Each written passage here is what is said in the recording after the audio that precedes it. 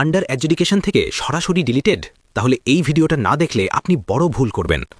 যাদের নাম 23 তারিখের সাপ্লিমেন্টারি তালিকায় গিয়ে ডিলিট হয়ে গেছে তাদের জন্য এটা খুবই জরুরি আপডেট। অনেকেই বলছে ট্রিবিউনালে আবেদন করতে হবে, কিন্তু আগে বুঝে নিন, ট্রিবিউনাল মানে একটা স্পেশাল কোর্ট, যেখানে আপনার কেস আবার চেক করা হবে। আপনার ডকুমেন্টস ঠিক থাকলে আপনার নাম আবার ভোটার লিস্টে ফিরে আসবে এবং আপনি ভোট দিতেও পারবেন। কিন্তু সবচেয়ে বড় আপডেট হলো, এখনও ট্রিবিউনাল অফিসিয়ালি শুরু হয়নি, কোনো আবেদন প্রক্রিয়াও চালু হয়নি। মানে এখন আপনি কিছুই অ্যাপ্লাই করতে পারবেন না। তাহলে এখন কি করবেন?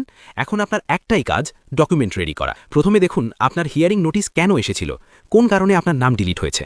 যেমন নামের ভুল, বাবার নাম মিসম্যাচ, 2002 সালের প্রুফ না থাকা বা রিলেশন প্রুফ করতে না পারা।